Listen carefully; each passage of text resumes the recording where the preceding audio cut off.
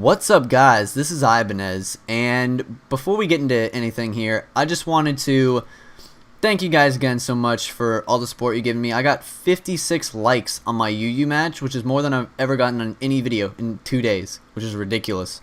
So thank you guys.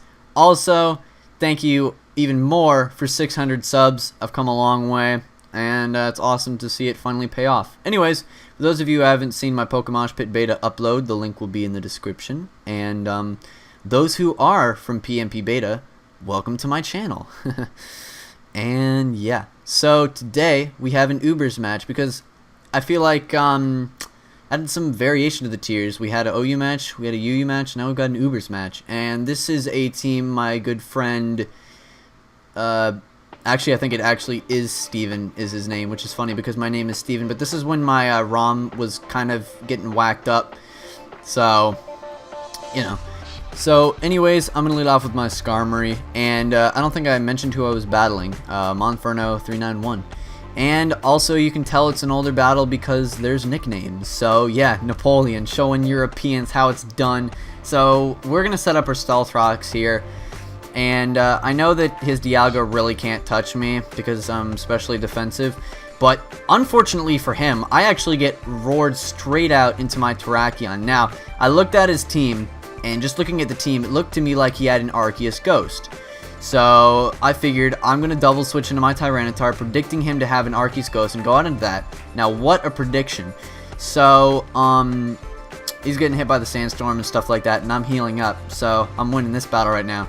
So of course he's got to switch out because Crunch will definitely 2-hit KO, if not then Oko, his Arceus Ghost. So he's going to switch out into his Groudon here, which is going to take this Crunch like an absolute monster.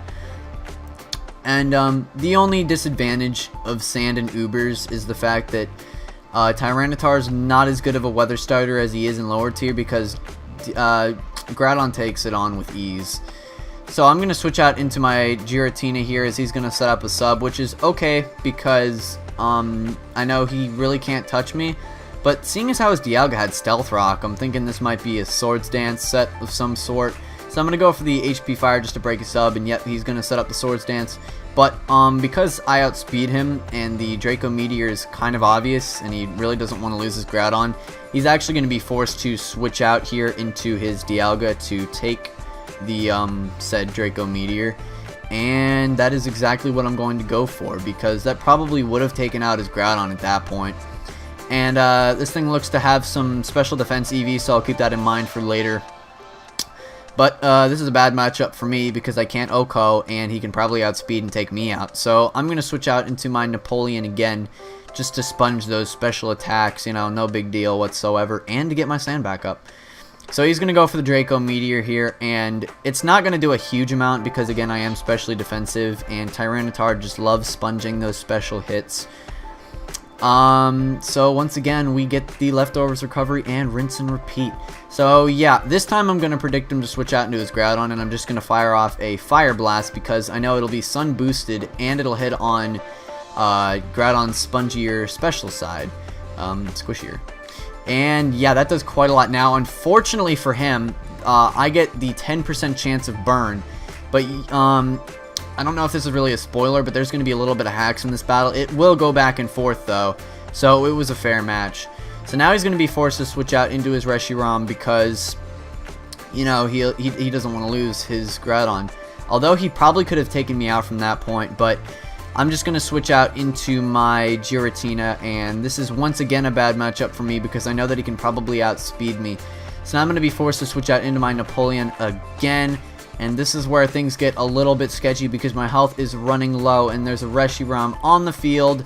So he's going to go for the Dragon Pulse. I know I can take one, but as I said, I get some payback on me, and I'm going to lose my Tyranitar, which is fair, I guess, because it's a 10% chance of burn. That's kind of ridiculous. But I do lose my sand, which is really bad. Now, here's something funky happens. I don't know. I was thinking that I should send in my Holy Moly first, and I accidentally sent in my Terrakion. So I was like, okay, I'll just switch back into it because that makes sense. So I'm going to switch back into my Holy Moly, and I know I can outspeed his Groudon unless he's running speed EVs, which would certainly suck for me because then I would lose my Excadrill as well. So I'm just going to go for the Earthquake, and yep, I outspeed. So Groudon's down, but the problem is he took out my Sand, which is, you know, it's kind of the point of Sand. Sand teams and Ubers rely a lot on Sand. Now, we all know that Excadrill gets Rock Slide and not Stone Edge, and Stone Edge does have the shaky accuracy, but in these scenarios, you always want to go for power over accuracy. As you can see, this Shaman barely lives the Rock Slide, which is like, great, Excadrill, why can't you have Stone Edge? But it probably wouldn't have mattered, because I would have missed, knowing my luck, so, yeah. So he's just going to take me out right here, which is okay, because now I'm going to be able to send in my Randy Moss, because, you know, it's football season again. And I'm just going to be able to go for the Calm Mind because, I don't know, he's locked into Earth Power though, which kind of didn't make sense to me, but because I didn't see a Life Orb or Leftovers, I was just thinking that he was like Scarf. I don't know. Why would you have Scarf though? So he's going to switch into his Darkrai here, and I could have just gone for the Judgment. I'm not sure if it would have KO'd, but I'm thinking it might have. So now here's where Hax gets a crazy again. He's going to miss his Dark Void on me, which is unfortunate because, you know, that could have been important later on to put me to sleep and stuff. So he's going to send in his Dialga again, and I'm going to go for the Ice Beam. And I know it's not going to KO, but I'm pretty sure that with the Calm Mind boost, he won't be able to KO me with the Fire Blast, even if the sun is up. But, you know, Hax comes back again, and I get 10% chance burned. So, yeah, that's not too good. So, now here's where I've been playing pretty well this whole match, but this is kind of where I make a bit of a misplay. I knew he was going to switch into his Shaman, so I should have gone for the Recover rather than the Ice Beam, but, you know, I guess we all screw up sometimes. So, I'm going to lose my Randy Moss, but it's not that bad now. Once again, I'm put into a bad matchup here with Giratina versus Dialga. So, of course, I'm going to be forced to switch out because, you know, I don't want to die and stuff. So I'm going to switch out to my Raw Beast because the Draco Meteor is probably going to be a coming, and he's going to go for it. Now, I don't take it too well because, you know, it's Skarmory and its special defense is terrible. But at this point, I was thinking that I could live a Fire Blast even if it was Sun boosted, just because -2, but, you know, it's Skarmory, and it really has crap special defense, so I'm going to die. That's not too good though, but now I can just send in my bull, my big bull here, and yeah, and I'm just going to go for the Sacred Sword because I don't know. See, again, this was a little bit of a while ago, and it wasn't even my team, so Steven, why are you running Sacred Sword?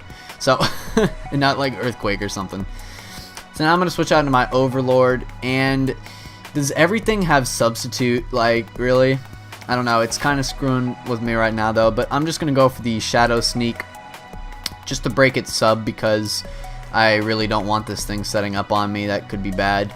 But, you know, of course he's going to get up that Swords Dance. Now, I know these things don't run Shadow Sneak, so I can go for the Shadow Sneak. I was hoping it would KO, but it just barely misses out on the KO.